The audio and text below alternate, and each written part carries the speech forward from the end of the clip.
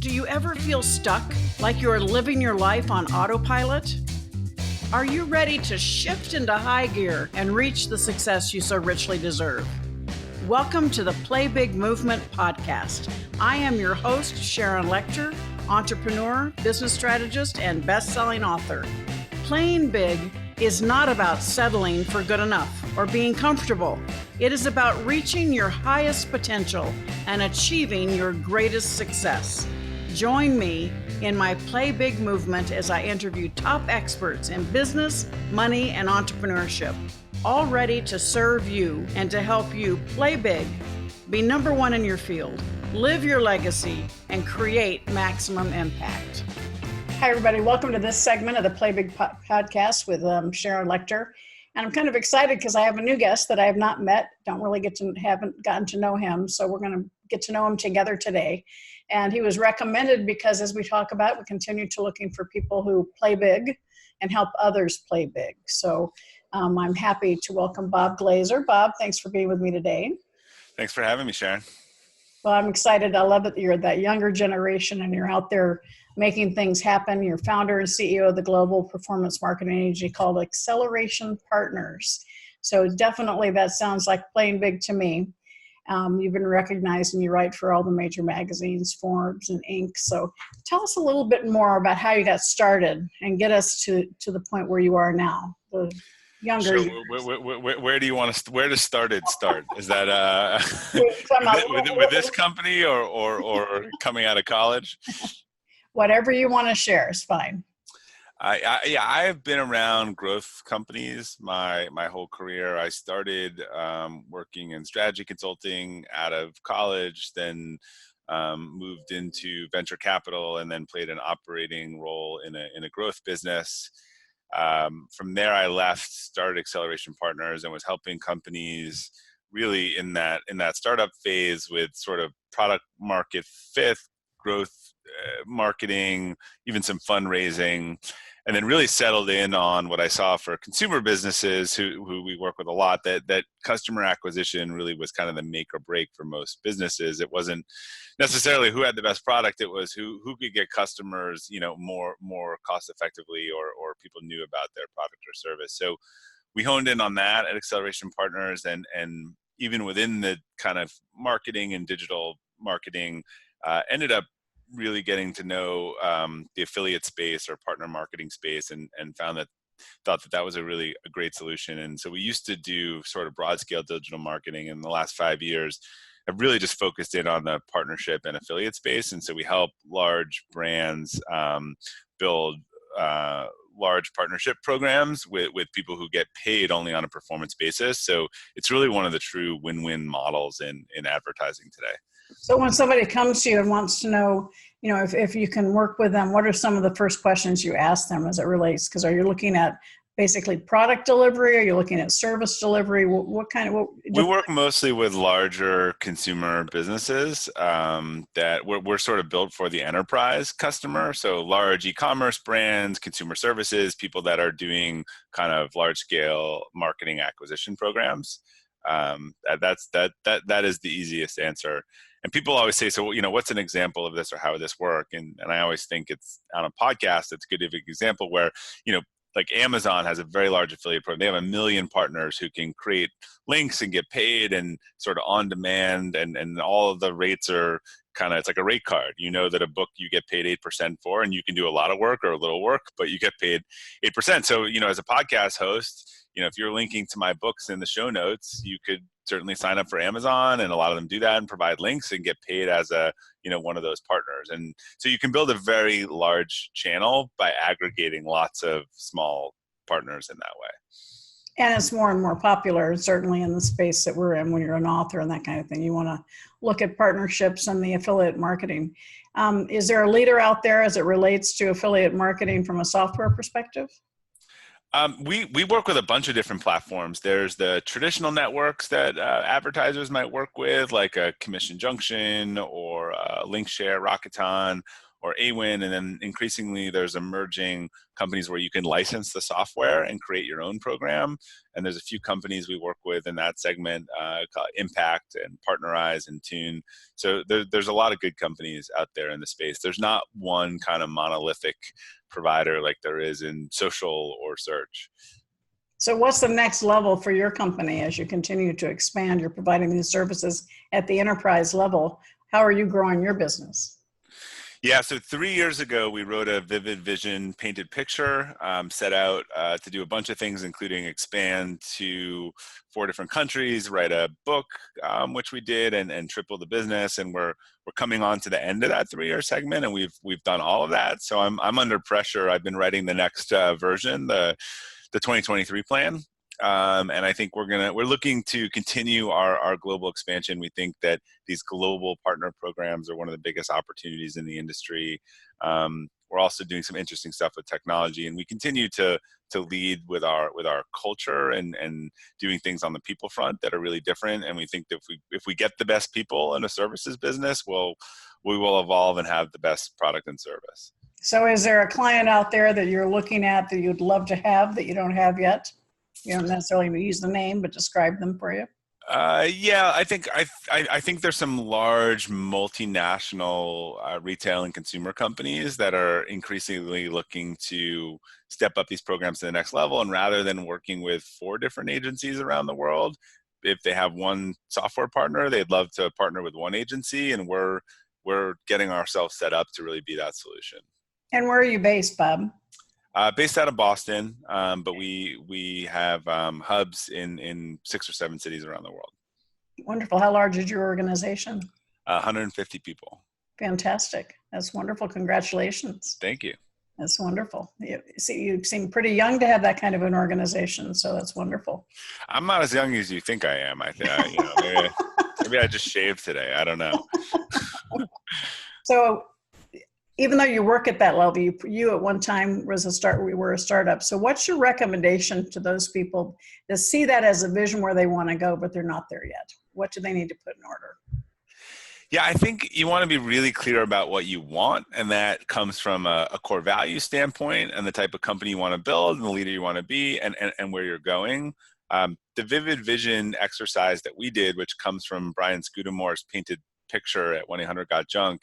It's a really powerful thing that I know a lot of really successful business owners have done. I just interviewed Brian. He's done 5 of them as they've grown, from nothing to hundreds of millions of dollars. And both for your current people and prospects, really writing out the way that we do it is it's January 2023, and this is what the company looks like, and this is what's going on. And, it makes it really exciting for people to understand kind of what they're buying into and where you're going and how they can be a part of that. So I think, there's some quote that I'll mess up, like if you don't know where you're going, any road will do. But I think it's really important to give people, particularly with the millennials and Gen Z, they want to understand where they're going, what the company's going, and give a direction. And we really tie that all together in a way that I think is great for all generations, and that we have that vision and we have where we're going and purpose and why we're doing it.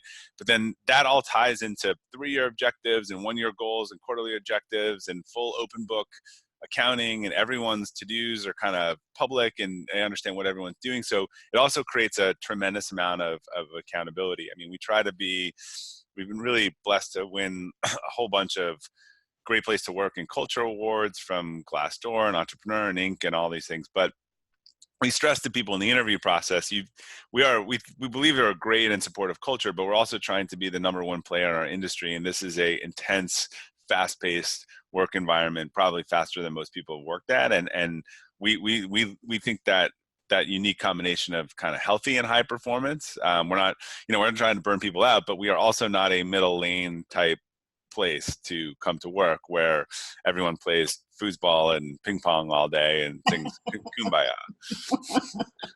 Well, I'm glad to hear that. Obviously, being in the fast lane and having those kind of benchmarks, but it is, if you can't measure it, you can't figure out where you're going. And I always say map doesn't do you any good if you don't know where you are and where you want to go. And so that's part of laying out that culture and that goal. And I actually think, in my experience with Gen Z and the millennials, they tend not to want to look out 3 years. They're looking more, next week, next month. Yeah.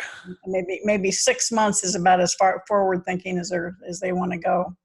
But I think it's really important for those, everyone wanting to do a business to look at that, at least that 3 to 5 year plan as the basically the dartboard that you're sort of hoping to get to. Yeah, I mean, I think one of the things I talk about a lot, I think the command and control playbook of leadership is dead. I think there's people out there still using it. I think in 5 to 10 years, they're going to have a really hard time running a company if their pitch is, hey, come make me a lot of money.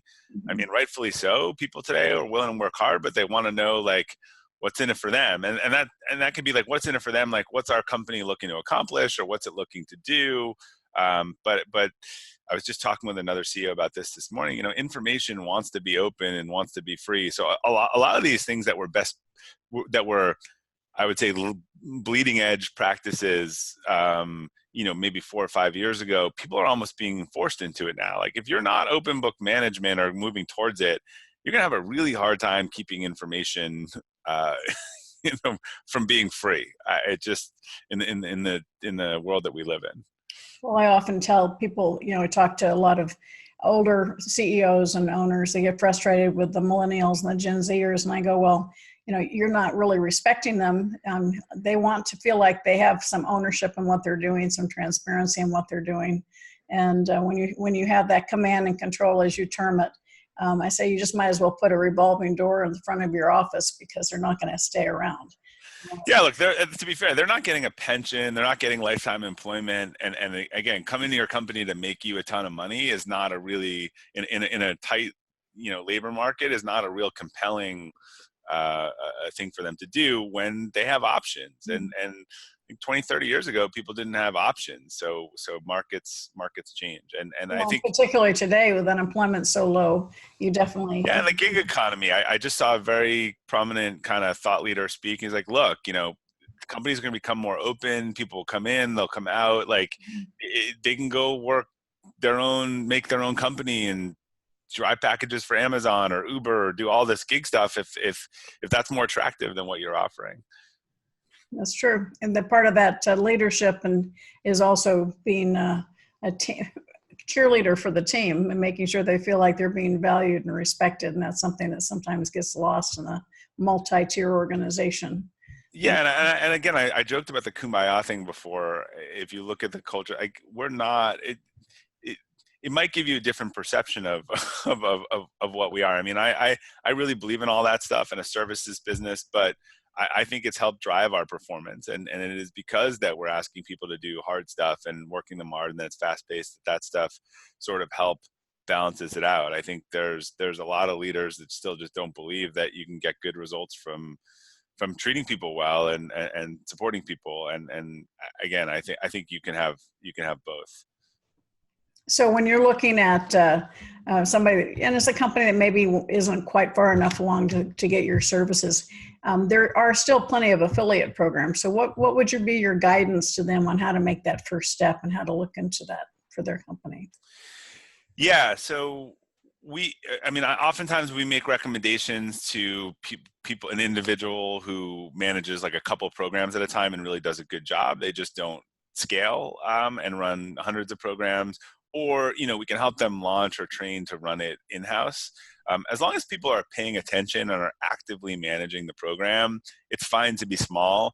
The problem is when they sign up for this thing, put on autopilot, and they have partners signing up and they don't know who it is and no one's looking at it. And then we have to come in 2 years later and do a major kind of toxic cleanup project, which is never very fun. It's like, it's a lot more expensive to clean it up than it is to do it right the first time. So people can certainly do this themselves. They can go to, something like ShareSale or Pepperjam, or a smaller network with low fees, and get started. They want to do their research. They should do their homework and don't keep it small and controlled, and know who you're working with and know what they're doing. And quite frankly, they need to manage and measure, everything in business. Anything that, there's this perception 10 years ago because people didn't understand attribution, but that you would just set up an affiliate program, it would just run and make money and you don't have to do anything. Like there's nothing that is that. There was reasons for that and they weren't good reasons. So there's nothing in life that is actually that easy and that has upside without any real work. And if there is, I'd love someone to tell me how to do more of that. Well, it allows you to manage and measure more quickly and more easily because of the advance in technology. So it greases the skids, but you still have to actually have the conductor watching it and managing. Right. I mean, when you think about what we're doing, we're providing scale to business development. So, and if I met you and you could possibly help me with $500 a month in referrals, but I had to sign a 10-page contract and set you up in my lead system, and then you sending invoices and all of that stuff, it would not be worth the effort. If I have a software system that just loads you into that program and you accept the iTunes agreements and you go the next day, that's great in that it makes that quick and solves a lot of that problem. But that you don't want to onboard a lot of partners who are off brand or doing things that you don't, want them to do. So the tech's great. It's half the equation. I think then having the humans behind it and knowing these relationships. But, the example I always give is we worked with a company called Shutterfly, and they had all these photographers who wanted to sort of send their holiday business, and they were, $1,000 of holiday cards maybe or time or a couple and in a couple months, and it would not have been worth. The BD team just could not set up 1,000 of these people to do $1,000. But when we rolled them all into the affiliate program and 1,000 of them did $1,000, $1 million in revenue without all the lift that corresponding with it was meaningful. And that's where the system continues to get more fine-tuned and better and more profitable. But it doesn't, and this is something that I talked to my group about, is quality control. You made that comment quickly a moment ago, but it is so important that you have a bunch of affiliates out there. Well, if they're out there basically representing you, you want to ensure that they're adding value to your brand, not tarnishing it. And that's right. I mean, the one thing is they could be sending these emails which are really off brand and promoting stuff that is, that is not what you'd be comfortable with and getting sales, but not doing it how you want. So the affiliate and partner space is a high tech, high touch endeavor. Like it is really enabled by technology, but the people component and the relationships are really important. That who you're doing business with, and that's really the new generation. Yeah, I like that. High tech, high touch. We may name the podcast that. That's great. Yeah. Because it is important, and that's something that in the industry that I'm in, with the personal development and speaking, a lot of times people are just getting as many people out there they can to sell their products without doing the quality control, and it comes back to bite you at the end. So, yeah, there's a lot of people in the sort of, course subscription place that, let's say I have a course and you have a course and we each have a list, and I say, Sharon, I'll pay 50%, will you blast your list and I'll pay 50%. And then, you blast your list and I blast your list. Like there's a lot of email swapping where people don't even really like the products, but they're getting offered a huge commission because it's an information product with a margin. And so there's a lot of that goes on. We don't do much with the email space, but that's a whole segment of the industry where people just kind of will just burn this list and try to sell them anything that they get paid. We see it all the time. And I've had so many people come up to me, I have this huge list I want to market you to. And I go, where'd the list come from? Yeah. Or these people, people get burned all the time doing that, just getting a little bit greedy on the side without understanding if they're quality leads, obviously. Right. Quality audience, and you want to have people, what we do is we're not really into email blasting too much anymore, but we'll invite people to webinars and then have an opportunity to educate them for free with the opportunity, obviously, on the back end. But, the power of affiliation is exactly, I talk about it all the time, Bob, about the power of association and how important it is in today's economy.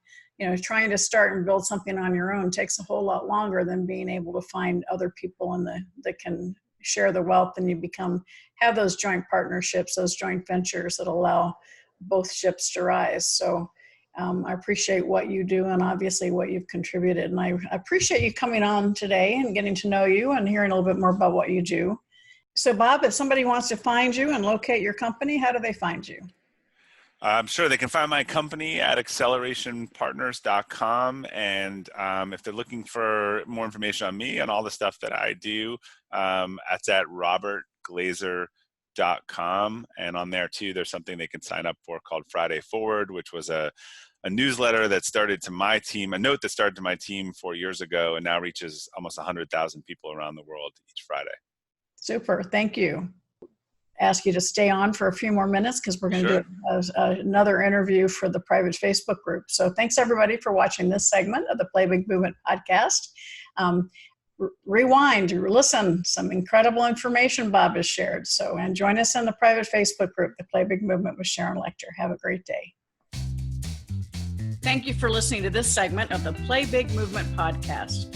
Please subscribe to iTunes and leave us a review, as well as join us in other areas of social media, Twitter, Instagram, and LinkedIn at Sharon Lechter, and for Facebook, author Sharon Lechter. Thank you so much and have a fabulous day.